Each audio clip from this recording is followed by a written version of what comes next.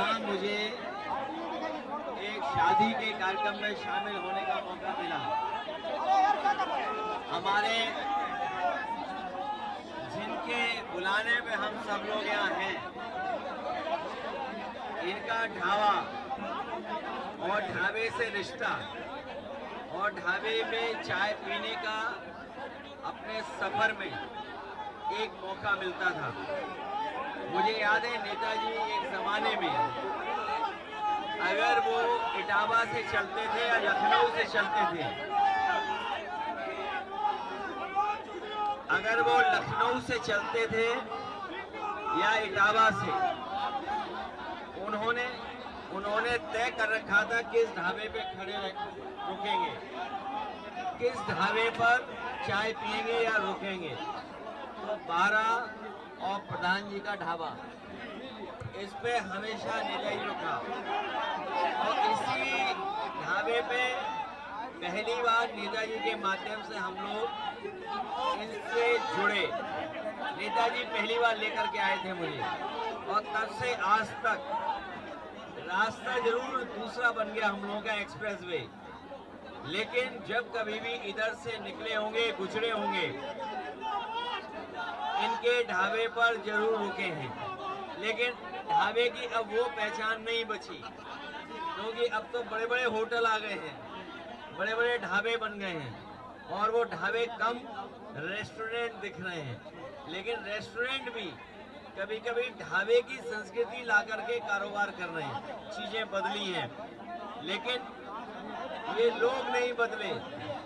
इन लोगों ने हमेशा समाजवादियों का साथ दिया, समाजवादी पार्टी में रहे।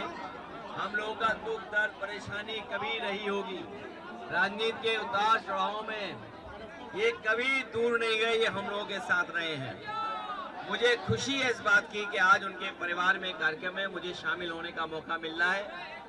साथ ही साथ मैं ये देख सकता हूँ,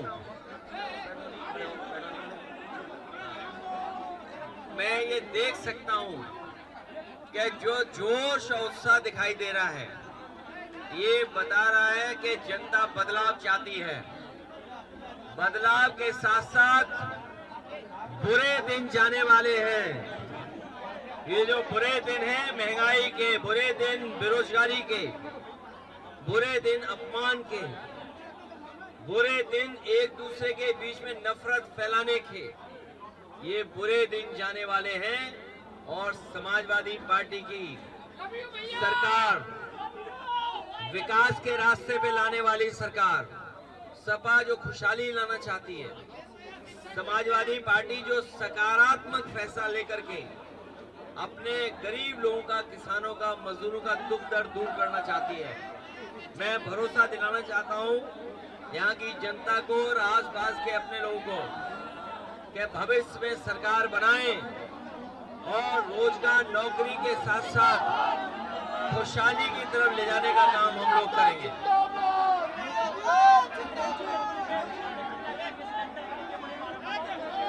भारतीय जनता पार्टी ने हमारी विदेश नीति चौपट कर दी है, हमारी विदेश नीति चौपट कर दी। और एक बार को तो लग रहा था कि भारत विश्व गुरु होगा, लेकिन इधर देख रहे हैं कि पाकिस्तान अंतर्राष्ट्रीय स्तर पर संबंधों को, अपनी फॉरेन पॉलिसी को मजबूत कर रहा है। वहीं भारत अपना विदेश नीति में कमजोर दिखाई दे रहा है। विदेश नीति में भारत कमजोर दिखाई दे रहा है। जो विश्व गुरु बनने का सपना था, वो भारत ने ये मौका चूक गए हैं। अगर ये युद्ध रोकने में भारत कामयाब हो जाता तो आज दुनिया में भारत का स्थान विश्व गुरु में माना जाता और रखा जाता। लेकिन आज हर चीज महंगी हो रही है। एलपीजी नहीं, ये लापता गैस है। और सिलेंडर को जब नापोगे, आप वजन लोगे तो कम निकलेगा। जैसे खाद की बोरी में चोरी, वैसे ही लाल वाले सिलेंडर में चोरी हो रही है। भ्रष्टाचार बढ़ा है, बेईमानी बढ़ी है और किसानों की आय दोगुनी करने का वादा भी इनका वादा नहीं रहा, इन्होंने धोखा दिया है। लेकिन इस बार हम सब लोग मिलकर के भारतीय जनता पार्टी को सबक सिखाएंगे।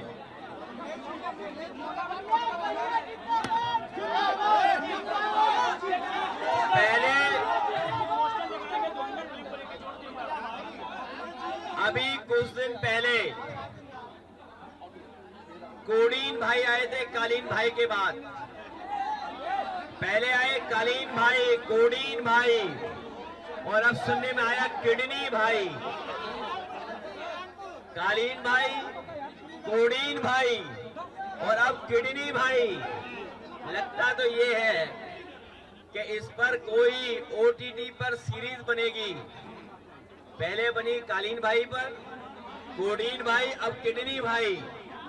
और गांजा तो इतना पकड़ा जा रहा है जब से बीजेपी की सरकार आई है। कहीं ऐसा ना हो ओटीटी गांजा गंज पे भी बन जाए। जो लोग पोस्टर बैनर लगा रहे थे, लोग जानते ही नहीं थे कि धुआंधर कौन है, धुरंधर, धुआंधर कौन है। लेकिन लखनऊ के पोस्टर लगने के बाद पूरा प्रदेश और देश जान गया है कि धुआंधर कौन है। और लोग तो और भी बातें कर रहे हैं, वनस्पति की बात कर रहे हैं। लेकिन इस सरकार को घबराहट है कि 9 साल में भी महंगाई कम नहीं कर पाए, लोगों को राहत नहीं दे पाए, अस्पतालों में इलाज नहीं करा पाए और हमारा सब उत्तर प्रदेश को पीछे कर दिया।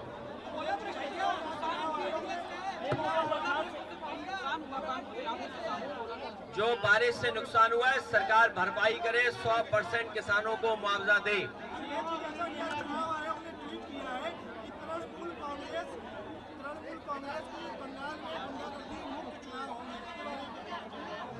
इलेक्शन कमीशन रहित होगा तो न्याय मिलेगा, चुनाव निष्पक्ष होगा। Election commission Bharatiya Janata party के सारे पे काम कर रहा है। इलेक्शन कमीशन का काम है कि वोट बनवाना, लेकिन election commission Bharatiya Janata party के सारे पे वोट कटवा रहा है। इलेक्शन कमीशन उसका रोल अभी हम लोगों ने चुनाव में देखा था। कानपुर के नगर के हमारे चुनाव में जब इरफान की सदस्यता चली गई, उसके बाद जब उनकी पत्नी चुनाव लड़ रही थी तो सबसे ज्यादा बेईमानी भारतीय जनता पार्टी प्रशासन और इलेक्शन कमीशन कर रहा था। 27 में धुआंधार जीत होने जा रही है। और जो गांजा के धुरंधर हैं, जो गांजा के धुरंधर हैं, वो सरकार जाने वाली है। चुनाव जब होगा तब निर्णय लिया जाएगा। पंचायत चुनाव ये कराना नहीं चाहते हैं, सरकार घबरा रही है पंचायत चुनाव कराने से।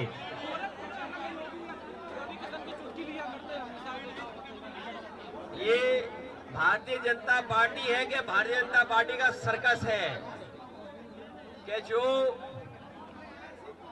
स्ट्रेस रिलीफ कह रहे हैं शायद। बताओ, मुख्यमंत्री जी अपने ही सांसद का मजाक उड़ा रहे हैं। जो सांसद बड़ी मेहनत कर करके जनता का आशीर्वाद लेकर के चुने गए हैं, वो बताओ उनके स्ट्रेस बस्टर हैं। अभी तक तो हम लोग सुन रहे थे कि स्ट्रेस किसी और चीज से हटाते हैं, किसी वनस्पति से स्ट्रेस हटाते हैं। लेकिन अब तो पता लगा है कि उनके सांसद ही स्ट्रेस उनकी दूर करते हैं। इससे ज्यादा दुखद बात क्या और हो सकती है। पश्चिम बंगाल में दीदी ही जीतेंगी, दीदी ही दीदी है हर तरफ।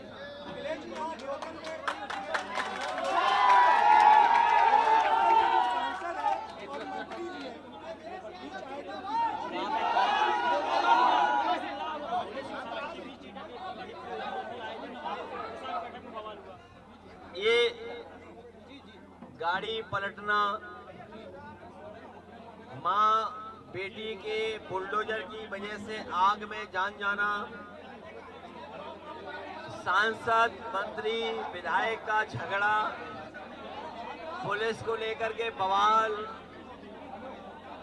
ये कानपुर को नहीं उत्तर प्रदेश को बदनाम कर रहे हैं। उत्तर प्रदेश नहीं, कानपुर को बदनाम कर रहे हैं, कानपुर देहात को, कानपुर नगर को बदनाम कर रहे हैं ये लोग। लेकिन जनता देख रही है कि जनता के लिए काम नहीं कर रहे हैं, जनता को न्याय नहीं दे रहे हैं, जनता को भ्रष्टाचार में धकेल दिया, एम्बुलेंस बंद कर दी, कहीं गरीब जनता को इलाज नहीं मिल रहा, न दवाई ना कुछ। इसलिए जनता इनको सबक सिखाएगी इस बार। ये सब मंत्री हट जाएंगे, सरकार हट जाएगी। शिक्षा मित्रों को 22,000 रुपए का घाटा हुआ है। कभी 40,000 रुपए हम लोग देते थे मानदेय, और भविष्य में उनका सम्मान और बढ़ा देते सरकारी रूप में, लेकिन बीजेपी के लोगों ने धोखा दिया उन्हें। मौजूदा मंत्री के पति जो प्रतिभा शुक्ला यहाँ पे उत्तर प्रदेश सरकार में, उनके पति कह रहे हैं ऑन कैमरा वहाँ पर मंत्री जी के साथ में, पब्लिक मर रही है तो मरने दो, लोग जी रहे तो सब जानवर हैं। इस बार महान जनता लोकतंत्र में वोट दे करके इनको सबक सिखाएगी, जो जनता का अपमान कर रहे हैं। जनता का अपमान, और जनता कभी अपने अपमान को स्वीकार नहीं कर सकती है। सर 69,000 शिक्षक भर्ती, उसमें भी बड़ा धोखा हुआ है। पीडीए के लोग सब मिलकर के उनको न्याय हक दिलवाएंगे। पत्रकारों में मुकदमा लेके जा रहे हैं, विधानसभा अध्यक्ष नेतृत्व कर रहे हैं, लेकिन वहाँ ब्राह्मण बाबूल खेच रहे हैं। क्या लगता है, क्या आपकी बार ब्राह्मण चेहरा उतार सकती है सपा? पूजनीय शंकराचार्य जी का जब से अपमान हुआ है, पूजनीय शंकराचार्य जी का जब से अपमान हुआ है, बहुत सारे बुद्धिजीवी समाज के लोग, जो जागरूक लोग हैं, वो भारतीय जनता पार्टी को सबक सिखाना चाहते हैं। उस दिशा में कोई भी हमारा साथ देगा, हम उसका साथ देंगे।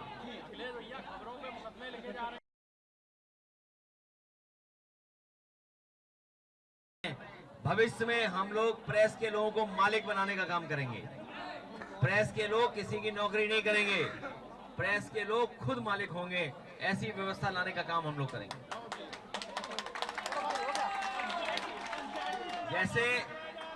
जैसे बीबीसी चलती है, आप लोग जानकारी करना, जैसे बीबीसी संस्था चलती है, उसी तरह आप लोगों की संस्था बनाने का काम करेंगे जिलों में, जिससे आप किसी पे निर्भर न हो, आप स्वतंत्र होकर के जागरूकता के साथ लोकतंत्र को मजबूत करें, और आपका हक सम्मान भी हम लोग बचाएंगे।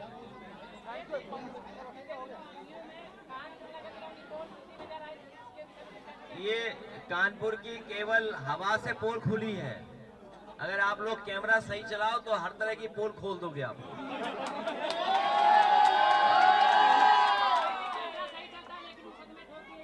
नहीं, उसको डरिए मत, जो मुकदमा ठोके उसकी भी रील बना दो आप। पंचायती